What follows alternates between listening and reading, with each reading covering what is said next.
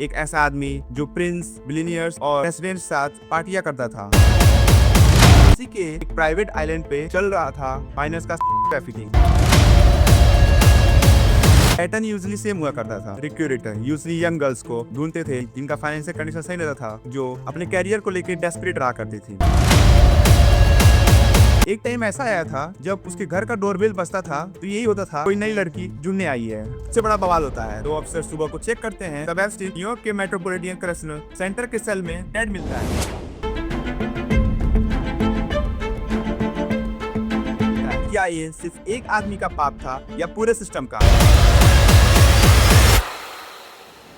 जनवरी 2024 में जब पूरी दुनिया न्यू ईयर सेलिब्रेट कर रही थी, उस टाइम न्यूयॉर्क के फेडरल कोर्ट में 1000 पन्नों की फाइल अनसील की जा रही थी और इस फाइल में ऐसे ऐसे लोगों का नाम था जो दुनिया को चलाते थे। एक ऐसा आदमी जो प्रिंस, बिलियनियर्स और प्रेसिडेंट साथ पार्टियां करता था, उनके साथ उनके प्राइवेट जेट में घुमा करता था और उसी के एक प्राइवेट आइलैंड पे चल रहा था फाइनेंस का सेक्स ट्रैफिकिंग। ये था जेफरी एप्स्टीन। और आज हम इस वीडियो में देखेंगे कि कैसे एक मिडिल क्लास कलर का बना ग्लोबल इलाइट्स का फिक्सर कैसे केस बना, फिर बंद हुआ, फिर दोबारा खुला और आज भी क्यों एप्स्टीन फाइल दुनिया को हिला रहा है। जेफरी एप्स्टीन 1953 में ब्रुकलिन न्यूयॉर्क में एक मिडिल क्लास ज्यूइश फैमिली में पैदा हुआ था। ये बचपन से ही मैथ में बहुत बढ़िया था, लेकिन फिर भी बिना कॉलेज कंप्लीट किए 1917 में डाल्टन स्कूल, जो एक इलाइट स्कूल था यूएस में, वहाँ पे ये मैथ टीचर बन गया और वहीं से इसके कनेक्शंस रिच लोगों के साथ होने लगे और फिर सारी कहानी वहीं से शुरू हुई। फिर कुछ गलतियों के कारण उसको इस स्कूल से निकाल दिया गया था। फिर 1918 में उसने वॉल स्ट्रीट पर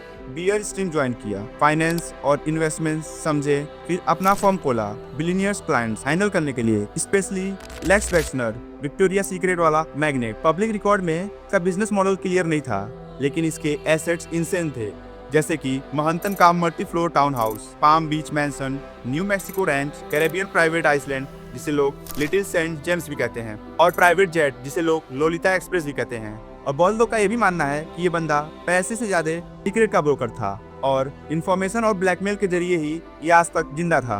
उसका सबसे बड़ा स्कैम था टावर फाइनेंशियल। उसने अपने पार्टनर स्टेफन हॉसेनबर्ग के साथ मिलकर 450 मिलियन का स्कैम चलाया था और फिर 2002 और 2005 में इंडिक्टमेंट के हिसाब से महंतन और पाम बीच वाले प्रॉपर्टी पर इसने अपना अंडर एज गर्ल्स का रैकेट बनाया। पैटर्न यूजली सेम हुआ करता था। Local recruiter usually young girls को ढूंढते थे जो मनी के लिए परेशान रहती थी, जिनका फाइनेंशियल कंडीशन सही रहता था और जो अपने कैरियर को लेकर डेस्परेट रहा करती थी। उन्हें बोला जाता था किसी मसाज का काम है और हर विजिट पे आपको $200 से $300 दिए जाएंगे। उसके बाद वहाँ जाने के बाद वो उनसे मिसबिहेव करता था, फोटोज क्लिक करता था और इनअप्रोप्रिएट वे में टच करता था। उसके बाद उन्हीं गर्ल से कहा जाता था कि और लड़कियों को जोड़ोगी तो आपको और पैसे दिए जाएंगे। एक टाइम ऐसा आया था जब उसके घर का डोरबेल बजता था तो यही होता था कि कोई नई लड़की ढूंढने आई है। फिर उसका सेक्स रैकेट चलते रहा। उसके बाद से मार्च 2005 में एक फैमिली रिपोर्ट करती है कि उसके 14 साल की बच्ची के साथ सेक्सुअल असॉल्ट हुआ है। इन्वेस्टिगेशन होता है और फिर डजन्स ऑफ लड़कियों की फैमिली सामने आती है और सबका पैटर्न सेम था। मसाज के द्वारा बुलाया गया, उसके बाद से पैसे का लालच दिया गया और उनसे इनअप्रोप्रिएट वे में सेक्सुअल असॉल्ट किए गए। उसमें से एक विक्टिम थी वर्जीनिया जियोफ्री, जो 17 साल पर रिक्रूट हुई थी और क्लेम करती है को पाम बीच और ओवरसीज ट्रिप्स में एप्स्टीन और उसके पावरफुल फ्रेंड्स के लिए ट्रैफिक किया गया। और फिर दूसरी विक्टिम थी जोआना ज़ोबर्ग, जिन्होंने बताया कि कैसे प्रिंस एंड्रयू ने उसको वर्जीनिया से ग्रुप अप किया। फिर टॉड कनेक्ट होते गए और ऐसे ही डजन्स ऑफ न्यू विक्टिम्स मिलती गई। इनका सेम रीजन था कि उन्हें मसाज के द्वारा बुलाया गया था, उसके बाद उनके साथ सेक्सुअल असॉल्ट किए गए थे और उन्हें थ्रेट दिया जाता था कि किसी को भी बताओगी तो तुम्हें दिक्कत होगी। उसके बाद से विक्टिम्स को PTSD झेलना पड़ा, डिप्रेशन हुआ, एडिक्शन हुआ, उनके रिलेशनशिप टूट गए। कोर्ट में आके बोलने का मतलब था कि मीडिया स्क्यूरिटी और ट्रोलिंग और उनके ऊपर लेबल लग जाता था एप्स्टीन गर्ल्स। और फिर ऐसे चलते रहा और बहुत सालों तक उनको लगा कि सिस्टम उनकी जगह एप्स्टीन को फेवर कर रहा है, स्पेशली 2008 वाली हार्ट डील के बाद। In June 2008, Epstein pleaded guilty to a lesser charge of solicitation of prostitution and solicitation of prostitution with a minor under the age of 18. This controversial plea deal resulted in Epstein being sentenced to just 18 months in jail, during which he was allowed to leave the facility for work release for up to 12 hours a day, 6 days a week. Now came the question that seemed to shake the billionaire's confidence. और जब उन लड़कियों ने help मांगी तो उनको courtroom से ज्यादा हेडलाइन मिली और हेडलाइन से ज्यादा हेट मिला। सब होने के बाद भी वो अरेस्ट क्यों नहीं होता था? क्योंकि लोगों का बिलीफ था कि उसके कनेक्शन बहुत ही बड़े बड़े और इलाइट लोगों के साथ थे। जिसकी शुरुआत हुई थी जब उसने बड़ा स्कैम किया था 450 मिलियन का। उसके बाद पैसे तो था, उसके पास पावर नहीं थे। उसके बाद वो मिला गिसेल मैक्सवेल से, जो यूके की रहने वाली थी, और इनके पिता थे रॉबर्ट मैक्सवेल, जो एक बिजनेसमैन थे और बचपन से ही अपने पिता के साथ इलाइट क्लब जाया करती थी और इनके अच्छे कनेक्शंस थे। लेकिन रॉबर्ट मैक्सवेल के मरने के बाद उनके कुछ स्कैम्स बाहर आ गए थे, जिसकी वजह से उनकी कंपनी को बहुत ज्यादा लॉस हुआ था। इसकी वजह से वो यूके से न्यूयॉर्क शिफ्ट हो गई थी और वहां पे ये मिली जेफरी एप्स्टीन से। जेफरी एप्स्टीन के पास पैसा था और इनके पास इलाइट क्लब का एक्सेस था। ये दोनों के लिए एक डील था एक दूसरे का स्टेपिंग स्टोन बनने का। फिर ये बनी एप्स्टीन की long time associate recruiter. Rating के हिसाब से वो गर्ल्स को अप्रोच करती, ग्रूमिंग करती, फ्लाइट भी अरेंज करती थी और अब्यूज के बाद पेमेंट भी वही हैंडल करा करती थी। 2021 में फेडरल कोर्ट ने उसे सेक्स ट्रैफिकिंग और माइनर रिक्रूटमेंट में गिल्टी पाया था और उसे भी 20 साल की सजा दी गई थी। और इसका दूसरा सबसे बड़ा फाइनेंशियल क्लाइंट था लेस वैक्सनर, जो विक्टोरिया सीक्रेट का फाउंडर था। एप्स्टीन ने उसका वेल्थ मैनेज किया था, प्रॉपर्टी ट्रांसफर की और काफी ज्यादा उसे पावर मिली थी। इस केस में और भी बड़े नाम थे जैसे बिल क्लिंटन, स्टीफन हॉकिंग। इसका नाम आने के बाद इंस्टाग्राम पे जैसे बहुत सारी मीम्स बनी थी। ये देख सकते हैं, ये विकलांग है, दिव्यांग है। ये देखिए, हाय देखिए स्टंट देखिए इनका। देखिए एक बार और दिखाइए, हाय देखिए, वाह।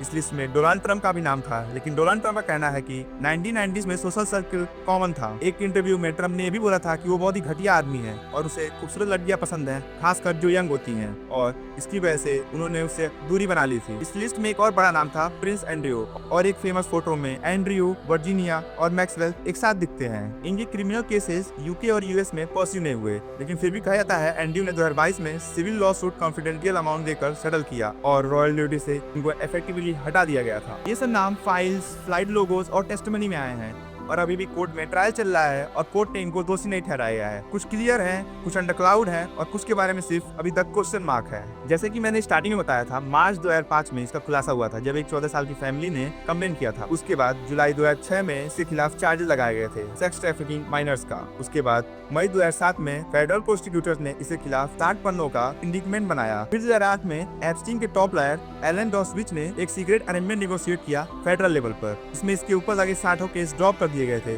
वो भी बिना विक्टिम्स को बताए हुए, जिसके बाद उसे सिर्फ 18 महीने की सजा मिली। उसमें से भी वो बस 13 महीने काटता है, वो भी वर्क लीव लेकर के जब मन करे तब बाहर आ जाता था। जहाँ से लोगों को लगने लगा अगर तुम्हारे पास बिलियन डॉलर पैसे और बड़े बड़े कनेक्शंस हैं तो तुम्हारे लिए जेल अपग्रेड होकर के एक प्रीमियम ऑफिस बन सकती है। फिर 2018 में इन्वेस्टिगेटिंग जर्नलिज्म, स्पेशली मियामी का हरेड वाला सीरीज, जिसमें उन्होंने विक्टिम्स की कहानियां रिकॉर्ड की थी और उसे पब्लिक कर दिया था। उसके बाद से पब्लिक में आउटरीच हो गया था, लोग रोड पे आने लगे थे। फिर जुलाई 2019 में न्यूयॉर्क के फेडरल प्रोसिक्यूटर्स एप्स्टीन को दोबारा अरेस्ट करते हैं। इस बार चार्जेस थे सेक्स ट्रैफिकिंग और कॉन्स्पिरेसी थ्योरी की, क्योंकि कोर्ट के डॉक्यूमेंट में 2002 और 2005 के बीच में उसने डजन्स ऑफ लड़कियों को एक्सप्लॉइट किया था। फिर 10 अगस्त 2019 को सबसे बड़ा बवाल होता है। दो अफसर सुबह को चेक करते हैं, तब एप्स्टीन न्यूयॉर्क के मेट्रोपॉलिटन करेक्शनल सेंटर के सेल में डेड मिलता है। ऑफिसर का कहना था उसने खुद को हैंग कर लिया था। अगर आपको यूएस की थोड़ी भी नॉलेज होगी, आपको पता होगा कि यूएस के हर सेल में कैमरे लगे होते हैं। कुछ टाइम के बाद गार्ड्स आते रहते हैं, लेकिन जब इनसे पूछा गया क्या किसी को कुछ पता नहीं चला तो इन्होंने रीजन दिया उस दिन कैमरा मॉल फंक्शन कर रहा था,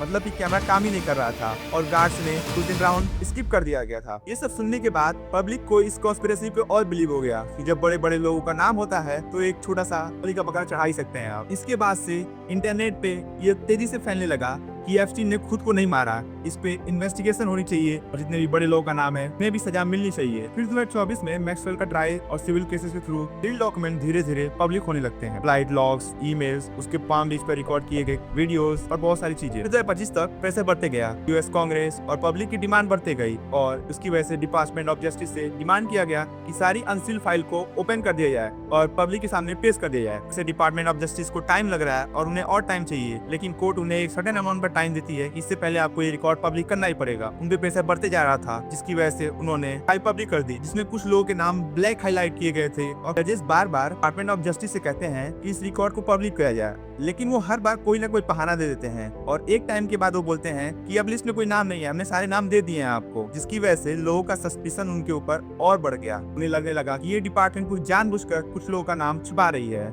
जिसके बाद पब्लिक में एक सवाल सिंपल था कि जब इतना बड़ा नेटवर्क था तो एप्स्टीन और मैक्सवेल ही जेल क्यों जाएं? बड़े लोग क्यों ना जाएं? क्या पैसे वालों के लिए रूल्स चेंज किए जाएंगे? क्या पैसे वालों के क्राइम माफ कर दिए जाएंगे? जेफरी एप्स्टीन तो मर गया है, लेकिन एक सवाल आज भी पब्लिक में जिंदा है। क्या ये सिर्फ एक आदमी का पाप था या पूरे सिस्टम का? जब सिर्फ 2 लोग जेल जाते हैं और बाकी सब अपनी नॉर्मल जिंदगी जीते हैं, तो कॉमन आदमी भी यही सोचेगा कि जस्टिस भी एक लग्जरी प्रोडक्ट बन गया है इस टाइम पे। एट द एंड मैं आपसे पूछना चाहता हूँ, आपको क्या लगता है, क्या बड़े लोगों का नाम आने की वजह से इसका पूरा खुलासा होगा या ये भी सिर्फ एक यूट्यूब का स्कैंडल बन के ही रह जाएगा? Thank you for watching this video till and. मिलते हैं अगले वीडियो में।